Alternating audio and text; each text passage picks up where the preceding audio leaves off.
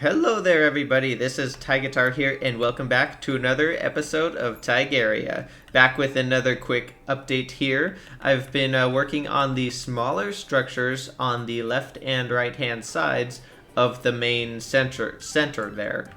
So on the left here we have the tree center, tree not like middle center but like informational center. And so I managed to grow two trees here that are relatively small. The one on the right is 5 blocks tall, and on the left it's actually 6 blocks. I went ahead and decided that it actually looks better if they're slightly offset, not the exact same height. It looks more natural and it fits in a little bit better, I think.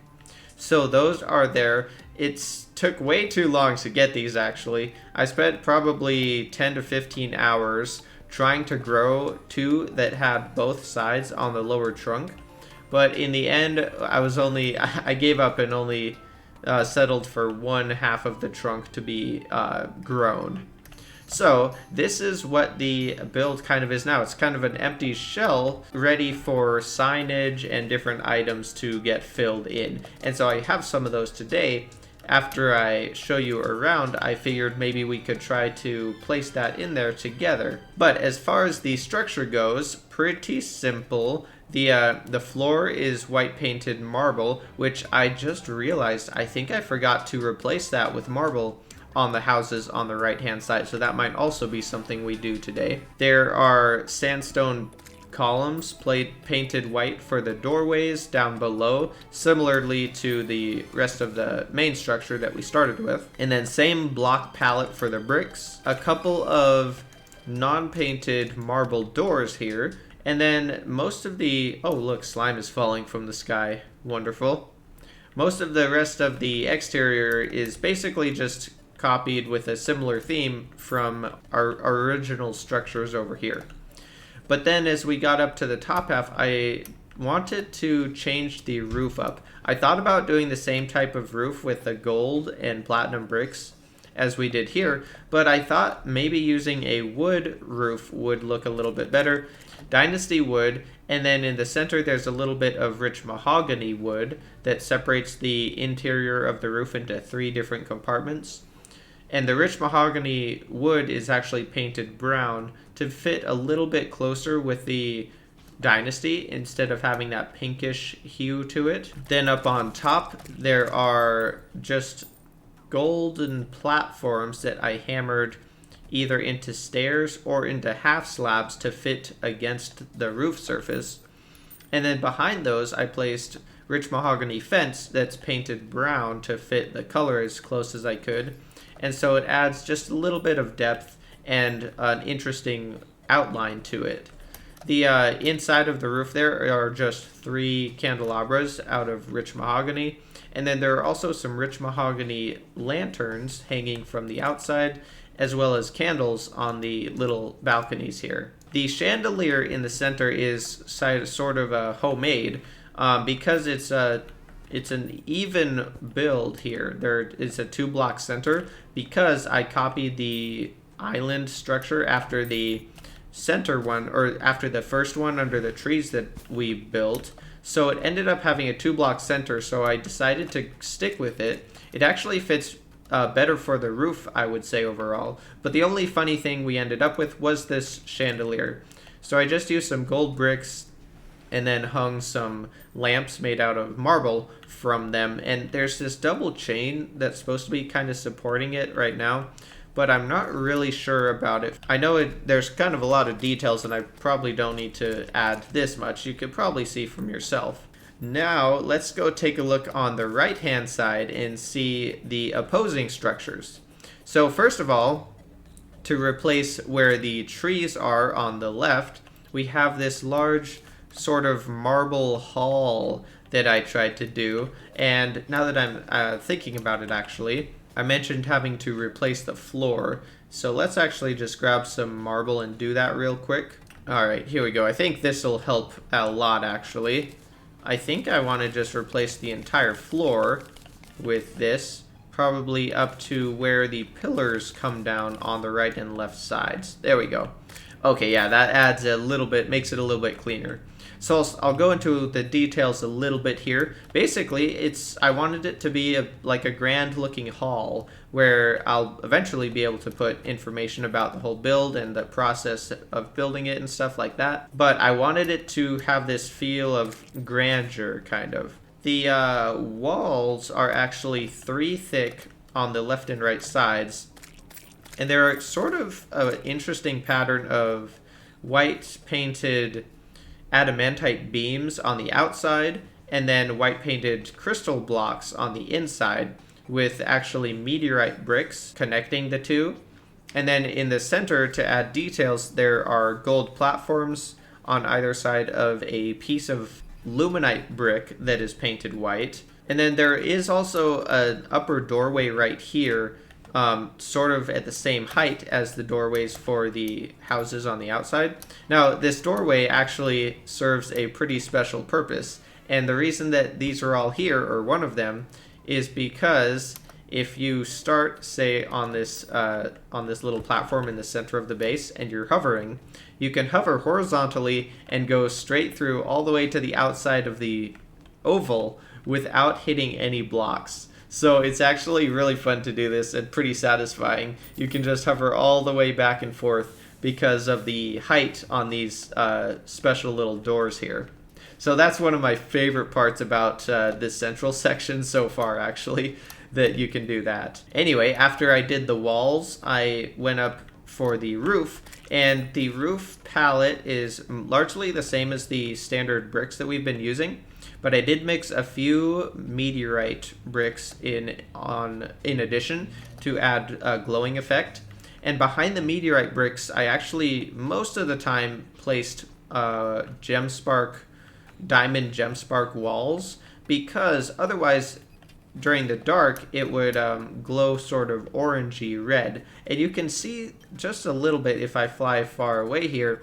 There's just a little bit of pinkish orange showing through, and that's because the meteorite blocks themselves, the brick blocks, are actually glowing orange, even though the paint color on the outside is white. In the center, I decided to add in, well, I guess on the corners as well, to stick closer to the theme that we derived in the central castle, where with the domular shaped gold bricks and then platinum in the center, as well as lining the outside on the very top. On the right and left sides, there are similar details to we have on the main castle, with the brass shelves with wrought iron fence behind, and some of them have these banners hanging from them. There's also a few details involving palladium columns in here. I didn't add the columns to offset the wall surface, kind of like I used over here, to make the outside edge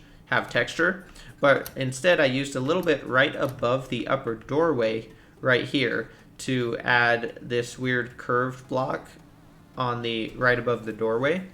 And then above that, there's just adamantite beams. Then I moved to the interior, got mostly just marble walls, pearlstone brick walls, and then again, ebonstone brick walls, all painted white. And then I tried to add this central window in the back, just a big curved window, and decided to kind of frame it within fancy gray wallpaper, just to make it stand out a little bit more. I'm still not entirely sure of what I think of the walls in this house, but I think once we add the signs and the informational details, it will probably just hide most of this blandness on top of it, so that should be good. Went ahead and grabbed some fancy gold furniture from the pirates to put in here. So we have 3 gold chandeliers, a couple lamps down on the floor, some lanterns above, and candles as well.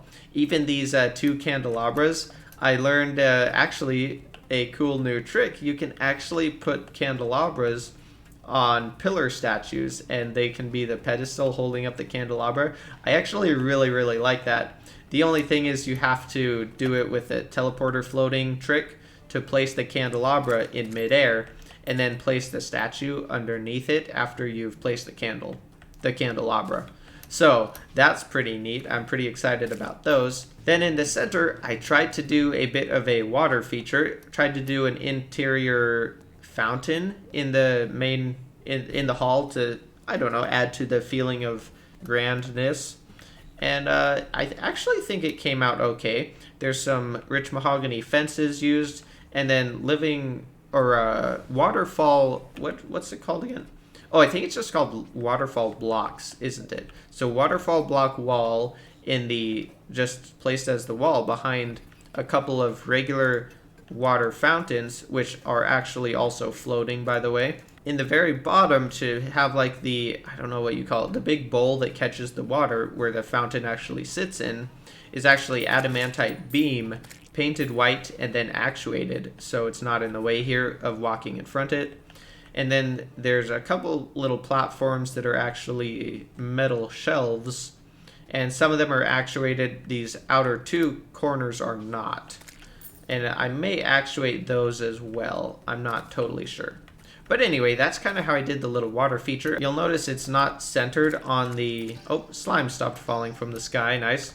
It's not centered on this hovering platform here because I needed space for the stairway to come down out of the main little castle area. So there's a stairway that wraps around behind a couple of these, what do you call it, trees? Oh, let me check. Oh, Shakura trees. Moving on to the outside house here, it is basically structurally, it's a perfect mirror of the one on the left-hand side, but I changed the wood palette to, instead of Dynasty wood with a little bit of rich mahogany, it's boreal wood painted brown with a little bit of pearl wood that's also painted brown. The main walls are pearl wood, and the pillars in here are also brown painted. The main walls are boreal wood painted brown, and the pillars are also boreal pillars painted brown.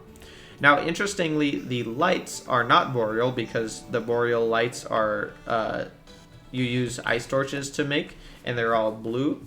So I didn't want the blue, and I went with, I believe all the lights are actually shade wood, and then I ended up painting them brown because they have a gray color by default. The other difference, I suppose, would be the central window. There are no trees in this house, obviously, which is probably the biggest difference.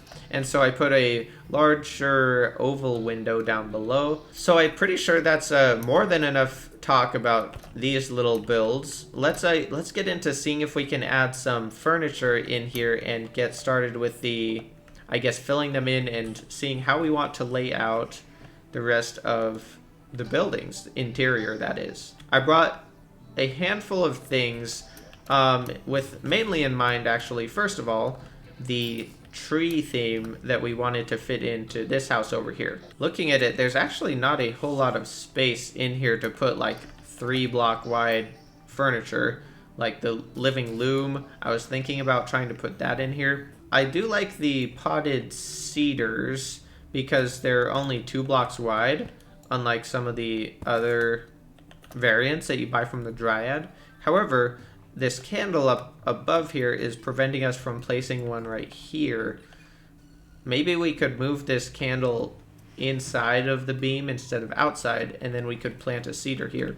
Or alternatively, we could move the tree statues to the outside of the beam and then have actual cedars on the inside. I guess it probably works better if we do have different types of cedars. Although, actually, wait a second. The brown in here looks kind of nice with the jungle cedar, actually. Maybe we do 2 jungle cedars in this house, and then on the opposite side, we could try 2 regular forest cedars. Let's see about down below here. I do have white paint, so I'm thinking maybe we paint these item frames white, and then in those we can put, I don't know, various things. A Plantera little pot thing. We could put a jungle key. I'm wondering about this food. We could either put these in item frames, or we could also make plates and put them on a flat surface. But the thing with that is we don't really have much flat surfaces in here. What if we did a little workbench in the center here? Now, I don't know if we should do a marble workbench or a living wood workbench. Let's try living wood first and then see what that looks like. I have a secret little living loom here that is actually naturally spawned in this living tree. Should we do an apple and maybe, I don't know, a peach? Have those down there. Maybe we could put one of the lemons up in an item frame. I think that'll work. One thing that I actually don't know, you can't put living wands on a weapon rack, can you? No, you can't. Okay. I wonder if we want to do signs in here as well. I probably want at least a couple of signs, but maybe we could fit those in up here. That'd be okay. And that way we can have room to write stuff up on top of there, and you'll be able to mouse over that and read it just fine when you walk in here. So maybe that's the thing to do. So we got 2 more item frames to make use of here. Maybe this is where we could put like a diamond and topaz gemcorn. Make it look like we have like a golden acorn here to fit in with the golden theme. The only thing I would like is something on this table here. And if we can get that, I think we're looking pretty decent here in this little tree zone. Alright, I'm not seeing anything else that'll fit on the table on hand here. Maybe I'll come back to that later and just fill in the table. Let's move on to the right hand side and see what we can do over for these sections. Now, I'm imagining a lot more signs than we just did in the other building. Let's see. I think we have just enough space. We can actually fit 2 chairs and a table on either side here, and we'll have that will basically decorate the floor entirely right there.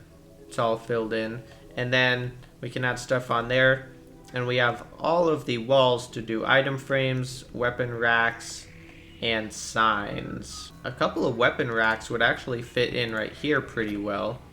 Put some cool things on there, maybe a zenith, although I can't do that while it's favorited. Let's see how we can fit in some informational signs, because I'm going to want a lot of these to sort of, I don't know, have a record and sort of a little diary log of progress on the base. We could kind of do a interesting alternating pattern like that. I kind of like that, actually. That's not too bad. We could do that on either side, and that would give us right there 12 different signs to write on, which is actually quite a bit. Oh, look, some fries. I probably want 1 or 2 signs closer to the center so that they'll have like the main attention, and they'll have like the first important announcements or something. I don't know. Oh no, I forgot that I floated that chandelier. Whoops. Okay, I'll have to put that back, but maybe a couple of signs like that, or even above the chandelier as well. We could hang them from the ceiling. Let's see what happens if we paint these 4 upper ones negatively. I guess it's kind of a blue. It's a bright blue, but it actually kind of almost matches the blue from the golden chandeliers and candles. So that might work okay, and definitely draws the attention a little bit more than these white ones on the side. So let's do that for the pattern of signs there. We'll do white ones on the left here to match the ones on the right. Yeah, I think that's pretty good. We could add, I guess we could add some books down on the tables here if we wanted to. We could also actually add a, you know what, wait a second, actually, let me grab some brass shelves, because we do have those 2 mahogany fence posts that run all the way up to the ceiling with basically nothing on them. And if we added some brass shelves, we could add books or something else that go all the way up there. Especially if we paint them white, they will hardly be noticeable. Oh man, you know what would also probably look cool is if we could fit a bookcase or 2 in here.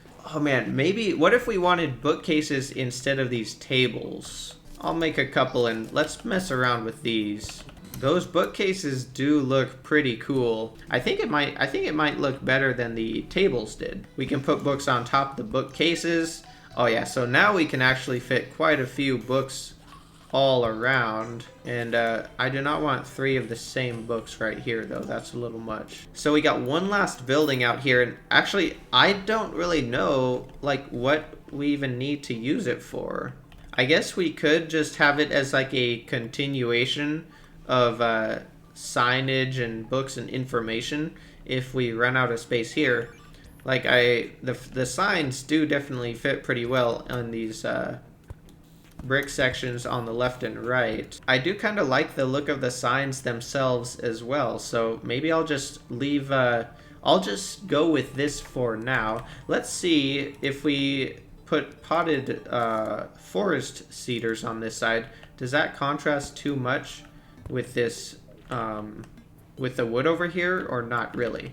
I think that's actually pretty good. I do think that the cedar complements the wood rather than contrasts too much. We could add some brass shelves. I'll have to think of something to add into these item frames here, but I'm not sure at the moment what would be good. It's a 2-block center here. It's an even number. So we could do like a 6-block wide piece of furniture. And actually, let me look. What if we tried to put a marble bathtub in there? Which block is it? Should I place it on the left or right? I forget which way the bathtub goes. Oh, it goes to the right. Perfect. So there, we could put that down, and then, I don't know, we could put chairs on either side. We could put, actually, there's still 2 blocks of space there. Wait, this bathtub is only 4 blocks wide. Oh, wow, I didn't even know how wide bathtubs were. I thought they were 6. I guess I'm wrong. So we still have 2 blocks of extra space on either side. You know what, if that's the case, what if we could make marble sinks? You know what, I should probably just go grab the buckets and maybe a couple chalices from our other world here real fast. And then we can get everything touched up. Ooh, I wonder if angel statues would work in the right-hand side house. Oh, you know what, we also have these golden lamps. Oh, maybe I should take some of these. Those look kind of cool, don't they? I think we got everything we need. Let's hop back to the project. All right. Let's put some chalices down. Get these sinks now placed down next to the tub, and I don't think you can reverse the textures, no. Let's try these little saplings out in these item frames. I think that's okay. I like those. And then up above here, let's get those angel statues out. Oh yeah, that kind of for me kind of grounds this house with the basics of the game and brings you back to the older times for me anyway. I think we might have done it. They're at least better than they were anyway. There's something filling in the houses. I'm sure there's a lot of stuff I could add, and there's still space in here too. So let's call that good for right now. I think that's a fun little bit of progress done together while I was commentating this time instead of just building in and recording the time lapse. So hopefully I can get that edited down into something that's somewhat worth watching and not super boring. And I hope you guys enjoyed the progress that we've made since last episode. So thank you guys a whole ton for watching. The song of the episode for Tigaria today is Magic Dance by David Bowie. You may know this one. He did it for the Labyrinth, which is getting to be an older movie now. But it's a pretty fun song. I always enjoy listening to it. It makes me laugh. So check that one out if you would like to. Check out the Discord if you're interested. There's a link down below. And other than that, I hope you guys have an outstanding rest of your day. And thank you so much once again for watching.